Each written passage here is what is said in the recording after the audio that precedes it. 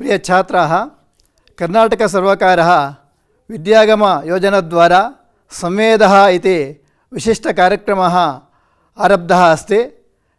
छात्राणाम् इदम् अहोभाग्यं भवन्तः संवेदकार्यक्रमे विशिष्टं भागं वहन्तः इति। अस्य कार्यक्रमस्य आरम्भं प्रार्थनया कुर्मः। गुरुर्ब्रह्मा गुरुर्विष्णुः गुरुर्देवो महेश्वरः गुरुः साक्षात् परं ब्रह्म तस्मै श्री गुरवे नमः। प्रिय छात्राः, भवन्तः दशमी कक्षायां सन्ति। व्याकरणस्य पाठम् अद्य पश्यामः। व्याकरणम् इत्युक्ते भीतिः मास्तु मಕ್ಕಳೇ, ನಿಜವಾಗಲೂ ಕೂಡ ನೀವೆಲ್ಲರೂ ಕೂಡ ಅದೃಷ್ಟವಂತರಾಗಿದ್ದೀರಾ। ಕರ್ನಾಟಕ ಸರ್ಕಾರ ವಿದ್ಯಾಗಮ ಯೋಜನೆಯ ಮೂಲಕ ಸಂವೇದ ಎನ್ನುವಂಥ ವಿಶಿಷ್ಟ ಕಾರ್ಯಕ್ರಮವನ್ನು ಮಕ್ಕಳಿಗೋಸ್ಕರ ಮಾಡಿಕೊಟ್ಟಿದೆ। ಈ ಒಂದು ಕಾರ್ಯಕ್ರಮದಲ್ಲಿ ಇವತ್ತು 10ನೇ ತರಗತಿಯ ಮಕ್ಕಳಾಗಿರುವಂತಹ ನೀವು ವ್ಯಾಕರಣವನ್ನು ಓದ್ತಾ ಇದ್ದೀರಾ। ಈ ಒಂದು ತರಗತಿಗೆ ನಿಮಗೆಲ್ಲರಿಗೂ ಕೂಡ ಸ್ವಾಗತವನ್ನು ಕೋರ್ತಾ ಇದ್ದೇನೆ। छात्राः अत्र पश्यन्तु, दशरथस्य पुत्रः इति वर्तते। दशरथपुत्रः इति भवति। गृहस्य समीपम् इति पदद्वयं वर्तते। उपग्रहम् इति भवति। छात्राः वदन्तु, दशरथपुत्रः उपग्रहम् इति कथं भवति? यतः भवन्तः दशमी कक्षायाः छात्राः, अष्टमी कक्षायां नवमी कक्षायां च पठितवन्तः व्याकरणम्। अतः दशरथपुत्रः उपग्रहं किं भवितुम् अर्हति इति वक्तुं शक्यते वा? श्वेता वदतु, हरिहरः वदतु। हाँ, सत्यं। दशरथपुत्रः इत्यत्र समासः भवति। उपग्रहम् इत्यत्रापि समासः भवति। तर्हि वयम् इदानीं समासः इति विषयम् अधिकृत्य अध्ययनं कुर्मः। किं नाम समासः? समस्यते इति समासः। समसनं समासः। समसनं नाम संक्षेपः। अर्थात् अर्थम् अनुसृत्य पदद्वयस्य अथवा अनेकेषां पदानां संक्षेपेण कथनं समासः। समासः नाम किम्? अर्थम् अनुसृत्य पदद्वयस्य अथवा अनेकेषां पदानां संक्षेपेण कथनं समासः। ಏನು ಹಾಗಿದ್ರೆ ಸಮಾಸ ಅಂತಂದರೆ ಸಮಸ್ಯತೆ ಅಂದರೆ ಸಂಕ್ಷೇಪವಾಗಿ ಹೇಳುವಂಥದ್ದು। ಅರ್ಥಕ್ಕನುಗುಣವಾಗಿ ಎರಡು ಪದ ಅಥವಾ ಅನೇಕ ಪದಗಳನ್ನು ಸಂಕ್ಷೇಪವಾಗಿ ತಿಳಿಸುವಂಥದ್ದನ್ನು ಸಮಾಸ ಎಂಬುದಾಗಿ ಕರಿತೇವೆ। ನಾವು ತಿಳ್ಕೊಳ್ಬೇಕಾಗಿರುವಂತಹ ಪದ ಮುಖ್ಯವಾಗಿ ಸಮಸ್ತಂ ಪದಂ। ಸಮಸ್ತಂ ಪದಂ ನಾಮ ಕಿಂ? अर्थवशात् एकीभूतं पदं समस्तं पदं।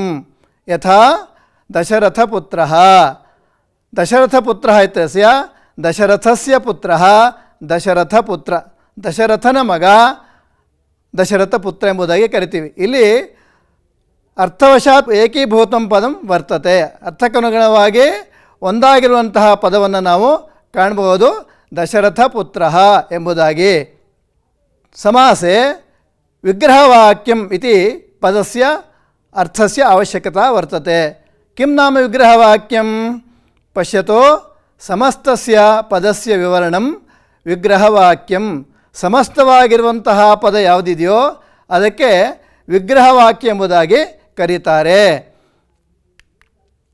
ಉದಾಹರಣಂ ದಶರಥಸ್ಯ ಪುತ್ರः, ಅತ್ರ ದಶರಥಸ್ಯ पुत्रः इति पदस्य विवरणं वर्तते। समस्तस्य पदस्य विवरणं वर्तते, दशरथस्य पुत्रः।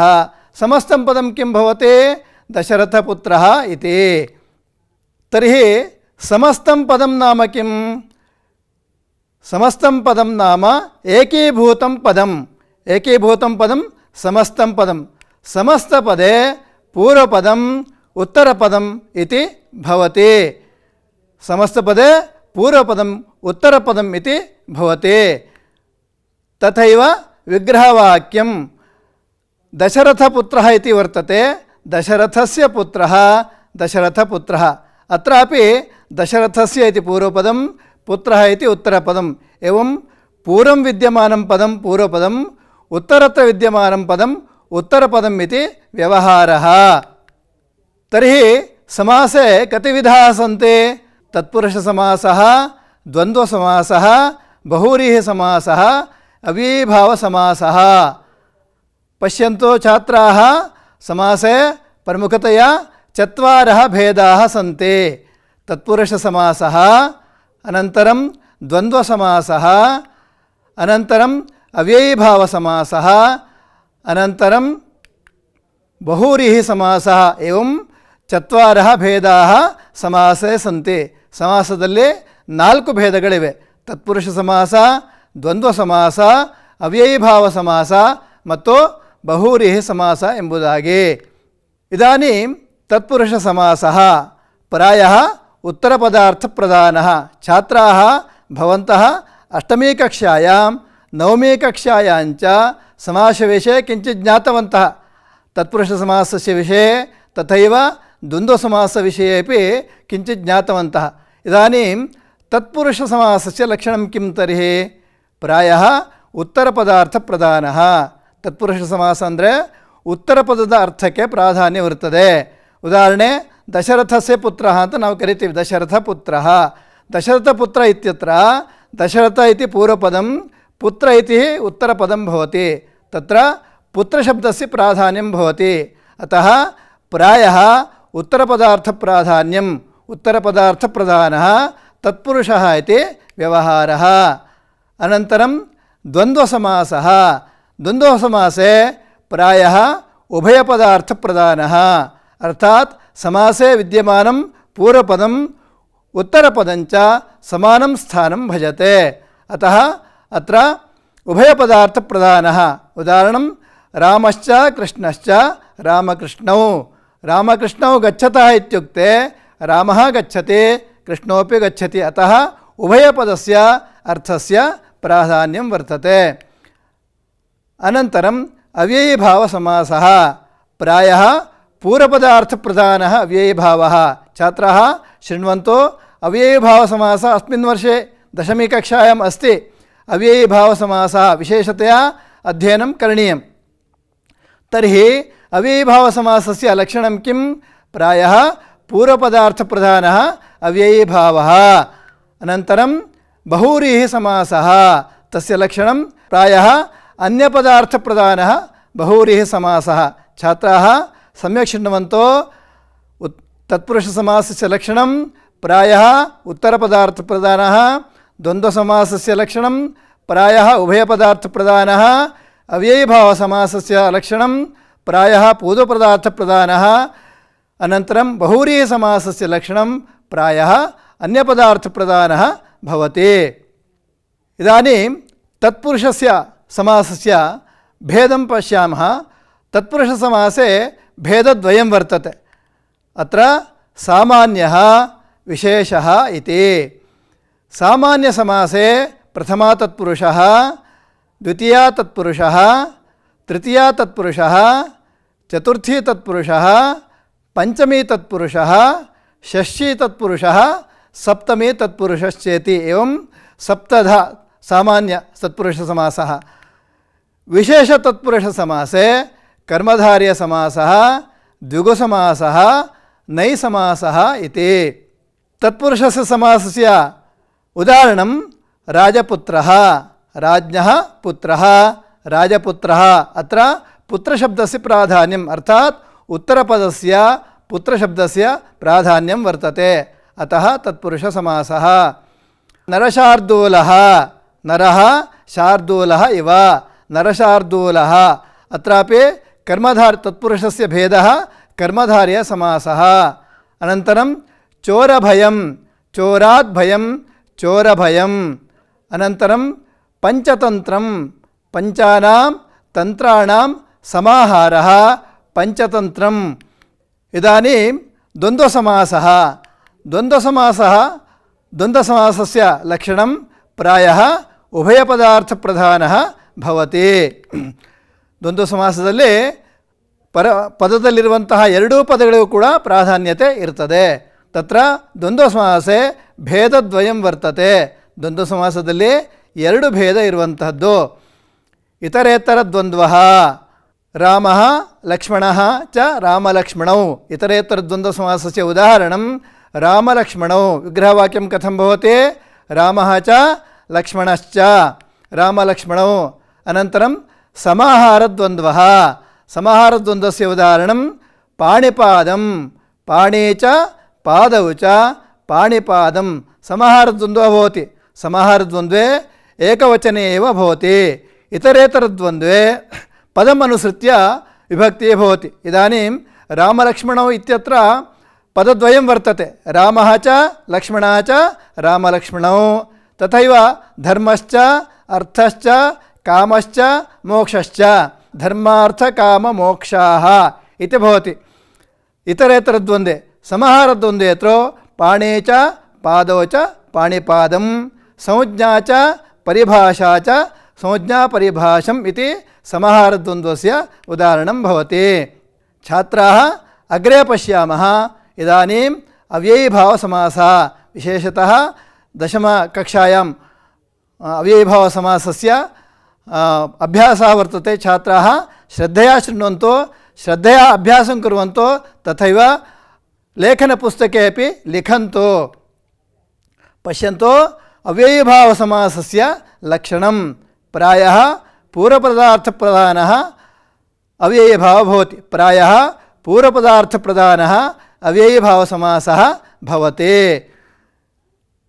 कस्मिन् अर्थे भवति तर्हि? पश्यतु छात्राः, सामीप्यादिषु अर्थेषु वर्तमानम् ಅವ್ಯಯಂ ಸುಬಂತೇನ ಸಹ ಸಮಸ್ಯತೆ. ವಿದ್ಯಾರ್ಥಿಗಳೇ, ಸಾಮೀಪ್ಯ, ಸಮೀಪ ಇತ್ಯಾದಿ ಅರ್ಥಗಳಲ್ಲಿರುವಂತಹ ಅವ್ಯಯಗಳು ಸುಬಂತ ಪದದೊಡನೆ ಸಮಾಸವನ್ನು ಹೊಂದುತ್ತವೆ. ತತ್ರ ಸಮಸ್ತಂ ಪದಂ ಅವ್ಯಯಂ ಭವತಿ. ಸಮಾಸವಾದ ಮೇಲೆ ಇರುವಂತಹ ಪದ ಸಮಸ್ತ ಪದ ಅಂತ ಕರಿತೀವಿ, ಅದು ಅವ್ಯಯವಾಗಿ ಇರ್ತದೆ. ಉದಾಹರಣಾನಿ ಅವ್ಯಯೀಭಾವ ಸಮಾಸಸ್ಯ ಉದಾಹರಣಾನಿ ಛಾತ್ರಾಃ ಪಶ್ಯಂತು. उपग्रहं गृहस्य समीपम् उपग्रहम् इति वर्तते. अत्र पश्यन्तु छात्राः, गृहस्य समीपम् इति विग्रहवाक्यं पदस्य विभागः वर्तते. उपग्रहम् इति समस्तं पदं वर्तते. तत्र विग्रहवाक्य समीपम् इति पदं वर्तते. समीपम् इति पदस्य स्थाने उप इति उपसर्गः आगतः अस्ति. सर्वत्रापि अव्ययीभावसमासे किं सामीप्यादिषु अर्थेषु अव्ययं भवति. अतः गृहस्य समीपम् उपग्रहम्. उपग्रहं गच्छति इत्युक्ते गृहस्य समीपं गच्छति इत्यर्थः. अत्र सामीप्यार्थे उप इति अव्ययम् आगतम् अस्ति. अनन्तरं मक्षिकाणाम् अभावः निर्मक्षिकं. पश्यन्तु छात्राः, मक्षिकाणाम् अभावः वर्तते. समस्तं पदं निर्मक्षिकम् इति वर्तते. अत्र अभावः इत्यर्थे निर् इति अव्ययम् आगतम् अस्ति. अतः निर्मक्षिकं. जनानाम् अभावः निर्जनम् इति वक्तुं शक्यते एवमेव. अनन्तरं शक्तिम् अनतिक्रम्य यथाशक्ति. पश्यन्तु छात्राः, पुनः शक्तिम् अनतिक्रम्य यथाशक्ति. अत्र अनतिक्रम्य इति पदं वर्तते. अनतिक्रम्य इत्यस्मिन् अर्थे यथा इति अव्ययम् आगतम् अस्ति. अतः यथाशक्ति. अनन्तरं दिनं दिनं प्रति प्रतिदिनं. पश्यन्तु पुनः छात्राः, दिनं दिनं प्रति प्रतिदिनं. प्रतिदिनम् इत्यत्र प्रति इति अव्ययम् आगतम् अस्ति. अतः प्रतिदिनम्. अनन्तरम् अग्रे पश्यन्तु छात्राः, तृणमपि अपरित्यज्य सतृणं. तृणमपि अपरित्यज्य सतृणम्. अत्र अपरित्यज्य इत्यस्मिन् अर्थे स इति अव्ययम् आगतम् अस्ति. अतः सतृणम्. इदानीम् अग्रे गच्छामः. अव्ययीभावसमासस्य अनन्तरं बहुव्रीः समासः. बहुव्रीः समासस्य लक्षणं किं? प्रायः अन्यपदार्थप्रधानः भवति. अर्थात् अन्यपदार्थप्रधानः बहुव्रीः इति समासः. ಅಂದರೆ ಸಮಾಸದಲ್ಲಿರುವಂತಹ ಪದಗಳು ಬೇರೆ ಪದಕ್ಕೆ ವಿಶೇಷಣವಾಗಿದ್ದರೆ ಅದು ಅನ್ಯ ಪದಾರ್ಥ ಪ್ರಧಾನವಾಗ್ತದೆ. ಅದನ್ನು ಬಹುವ್ರೀಹಿ ಸಮಾಸ ಎಂಬುದಾಗಿ ಕರಿತೀವಿ. ಬಹುವ್ರೀಹಿ ಸಮಾಸೆ ಭೇದದ್ವಯಂ ವರ್ತತೆ. ಬಹುವ್ರೀಹಿ ಸಮಾಸೆ ಭೇದದ್ವಯಂ ವರ್ತತೆ. ಉದಾಹರಣಂ ಸಮಾನಾಧಿಕರಣ ಬಹುವ್ರೀಹಿ.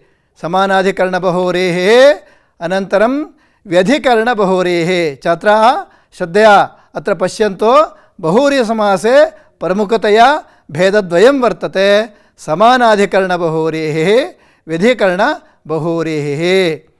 तर्हि समानाधिकरणबहुव्रीः नाम किं? ಹಾಗಿದ್ರೆ ಏನು ಸಮಾನಾಧಿಕರಣಬಹುವ್ರೀಹಿ ಅಂತಂದರೆ?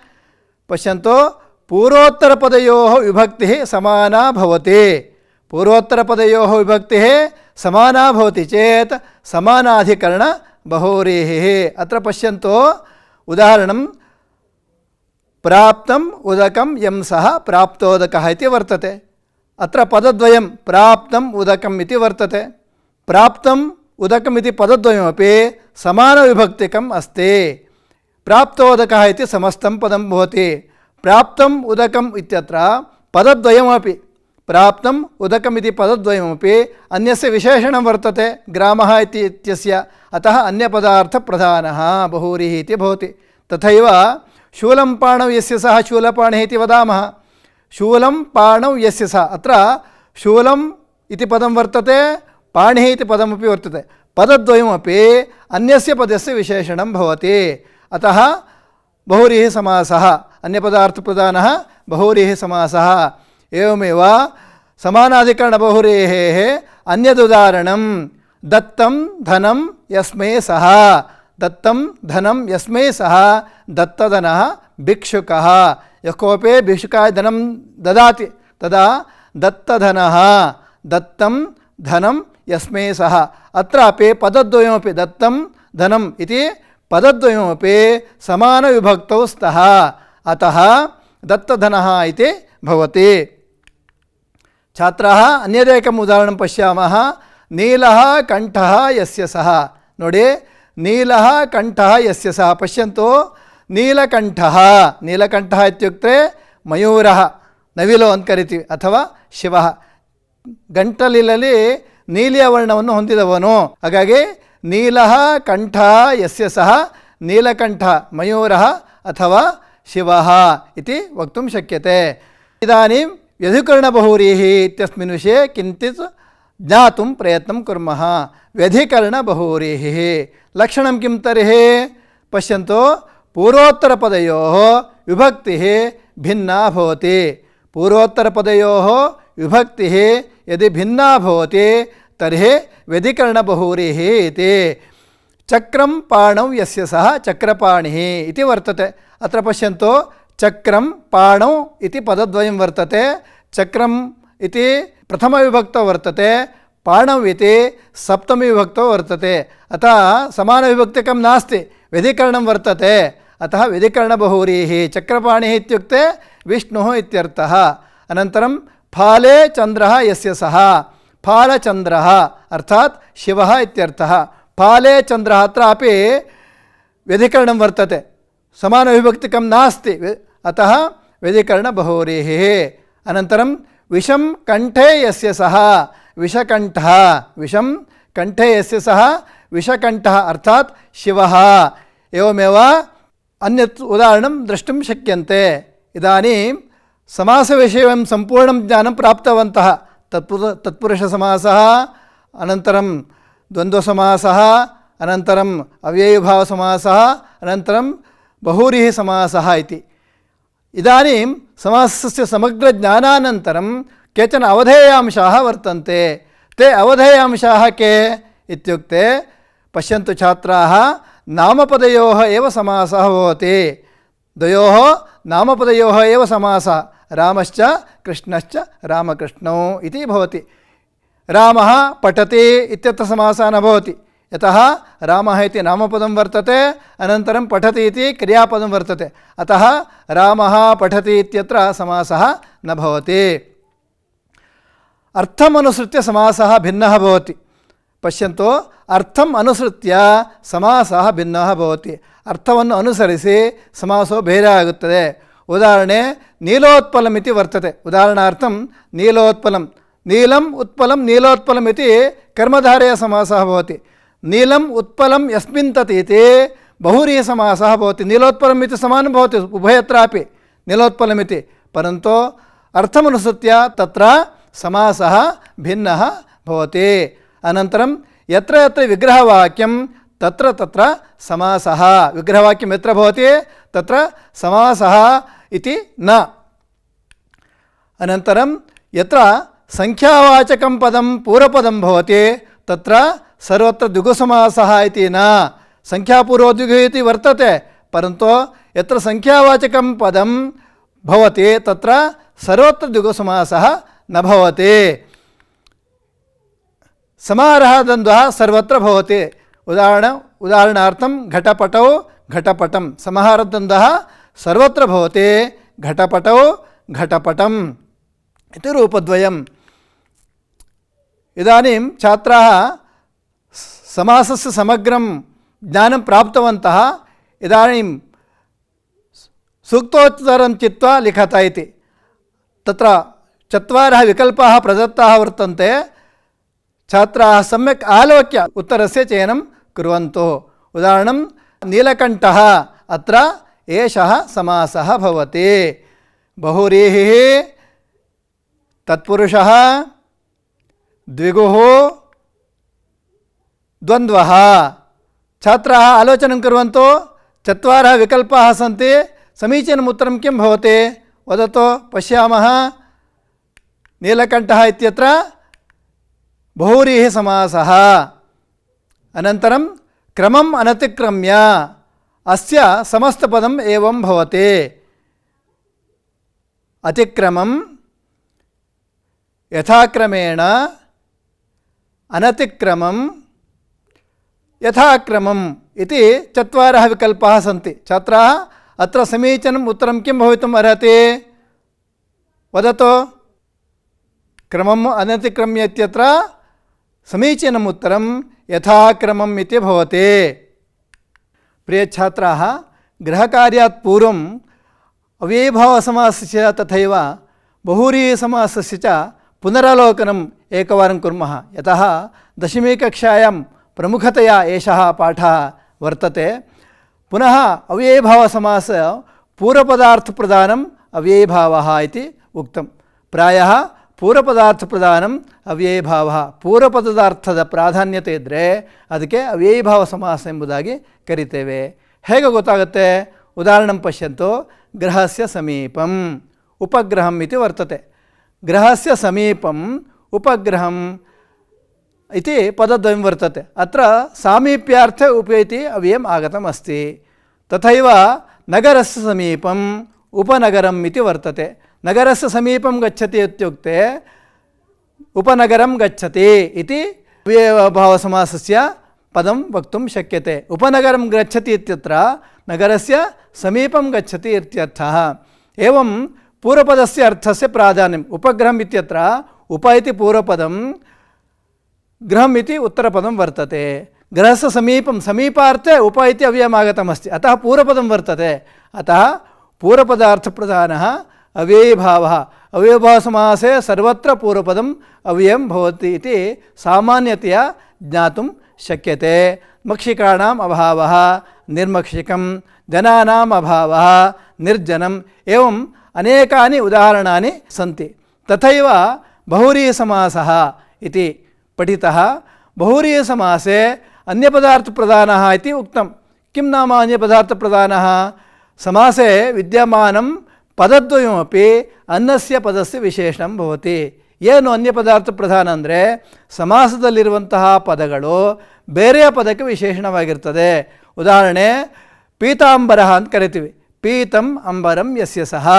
ಪೀತಾಂಬರಃ, ಪೀತವಾಗಿರುವಂತಹ ಅಂಬರವನ್ನು ಧರಿಸಿದವನು ಯಾವನೋ ಅವನು ವಿಷ್ಣು ಇತಿ ಕತಿ. ವಿಷ್ಣುವಿಗೆ ವಿಶೇಷಣವಾಗಿದೆ.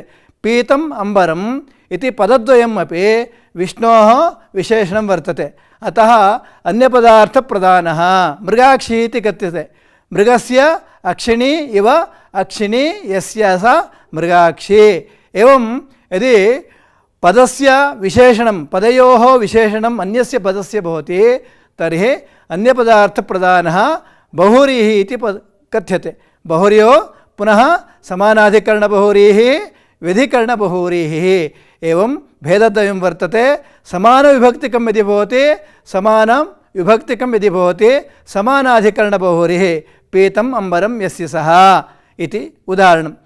व्यधिकरणं नाम भिन्नविभक्तिकं यदि भवति व्यधिकरणबहुव्रीहिः। उदाहरणं शूलं पाणं यस्य सः, शूलपदं पाणिपदञ्च विभक्तिभेदः वर्तते तत्र, अतः भिन्नविभक्तिकं भवति व्यधिकरणबहुव्रीहिः इति वक्तुं शक्यते। एवं समग्रस्य समासस्य ज्ञानं वयं प्राप्तवन्तः। इदानीं गृहकार्यं पश्यामः। आदौ एकेन वाक्येन उत्तरं लिखत। पश्यन्तु, एकेन वाक्येन उत्तरं लिखत। समासः नाम कः, विग्रहवाक्यं नाम किं, समस्तं पदं नाम किं, समासे कति भेदाः सन्ति ते के। अनन्तरं चतुर्थं पदं लिखत। दत्तः धनः समानाधिकरणबहुव्रीहिः, विषकण्ठः डैश्। अनन्तरम् अन्यपदार्थप्रधानः बहुव्रीहिः, उभयपदार्थप्रधानः डैश्। अनन्तरं विग्रहवाक्यं विलिख्य समासनाम लिखत। कृतभोजनः प्रतिवर्षं, चक्रपाणिः फालचन्द्रः। प्रियछात्राः, वयम् एतावत्पर्यन्तं समासः इत्यस्मिन् विषये दीर्घावलोकनं कृतवन्तः। समासस्य विषये ज्ञानं प्राप्तवन्तः। समासस्य विषये इतोपि अधिकम् अध्ययनं कुर्वन्तु, गृहपाठं कुर्वन्तु, गृहं गत्वा गृहे एव पुस्तकं पठन्तु, पुनर्मननं कुर्वन्तु, पुनः पुनः श्रद्धया पठनीयं। श्रद्धया वर्धते ज्ञानं। श्रद्धया किं भवति, ज्ञानं वर्धते। श्रद्धೆಯಿಂದ ಜ್ಞಾನ ಇನ್ನೂ ಹೆಚ್ಚಾಗ್ತದೆ। इतोपि अधिक संस्कृतपाठाः भवन्ति, इतोपि प्रसिद्धाः विद्वांसः शिक्षकाः अत्र आगच्छन्ति, संस्कृतस्य पाठं कुर्वन्ति। सर्वे छात्राः श्रद्धया संस्कृतस्य पाठस्य श्रवणं कुर्वन्तु, अध्ययनं कुर्वन्तु। सर्वेषां छात्राणां शुभं भूयात्।